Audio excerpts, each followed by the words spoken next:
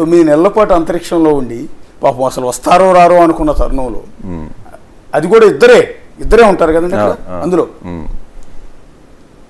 ఒక మహిళ అంటే ఇవాళ రేపు చాలా ఐసోలేషన్ సాధించలేంది ఏది ఉందండి నిజంగా ఆవిడ రికార్డ్ అంటే ఆవిడది.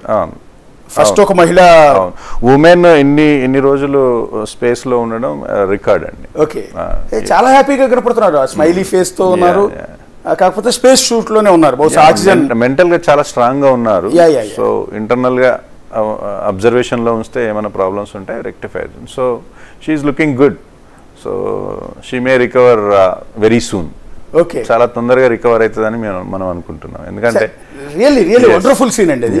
ఆవిడ బయటికి రాగానే బేసిక్ గా డేలా పడిపోయి ఉంటారేమో అనుకుంటాం. సహజంగా ఎంత యాక్టివ్ గా ఉన్నారు చూడండి. బచ్ విల్మోర్ కూడా అంతే యాక్టివ్ ఉన్నాడు, ఇద్దరు యాక్టివ్ గానే ఉన్నారు. అంటే వీళ్ళిద్దరు 50+ లో ఉన్నారండి. బచ్ విల్మోర్ సునీత విలియమ్స్ కంటే ఎక్కువ, 61 years. 61. Sunita Williams 58 years. 58. Real life లో ఒక ఏజ్ వచ్చిన తర్వాత ఏవి సాధించలేకపోయామని చాలా మంది దిగులు పడిపోతూ ఉంటారు, టెన్షన్ పడిపోతూ ఉంటారు. ఇక్కడ అంతరిక్షంలో 9 నెలల పాటు ఉన్న బచ్ విల్మోర్ వయసు 61 ఏళ్ళు, సునీత విలియమ్స్ వయసు 58 అండి. 8 ఇద్దరు పిల్లలు ఉన్నారు ఆవిడకి.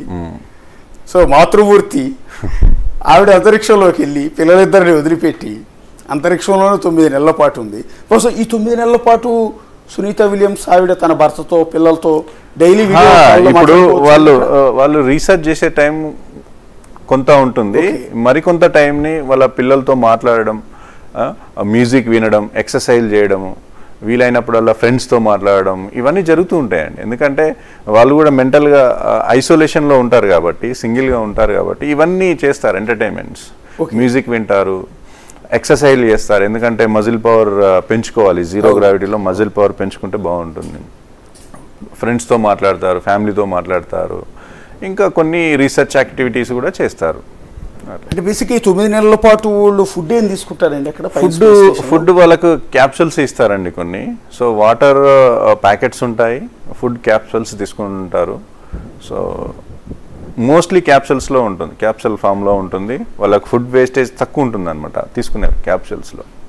ఓకే, ఓన్లీ క్యాప్సూల్ రూపంలోనే? క్యాప్సూల్ రూపంలోనే తీసుకోవాలి వాళ్ళు.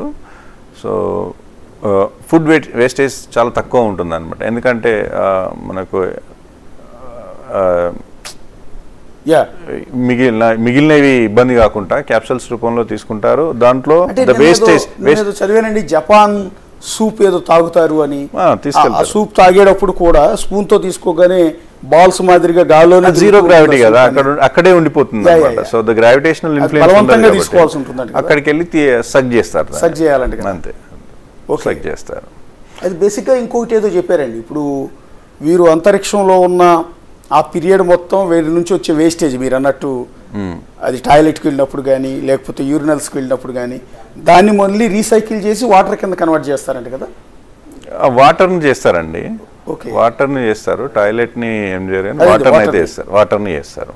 అయితే ఇప్పుడు వీళ్ళున్న ఈ స్పేస్ స్టేషన్లో అది పాడైపోయిందంట. యాక్చువల్లీ ఒక 8 రోజులకు ప్లాన్ చేస్తే, ఎందుకంటే ఇంటర్నేషనల్ స్పేస్ సెంటర్కి వెళ్ళటం అనేది ఒక experiment, it's not a easy task.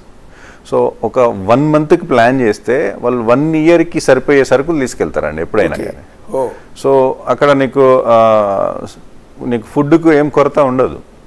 So 1 monthకి plan చేస్తే ఇంకొక అంటే 1 year వరకు సరిపోయేంత తీసుకుంటారు. ఎందుకంటే it's not a easy task to go. ఒక చిన్న బ్రేక్ తీసుకుందామండి. బ్రేక్ తర్వాత అంతరిక్షం నుంచి భూమి మీదకి ల్యాండ్ అయిన సునీత విలియమ్స్ ప్రస్తుతం ఎలా ఉన్నారు, అలాగే గతంలో ఇదే మాదిరిగా స్పేస్ స్టేషన్ నుంచి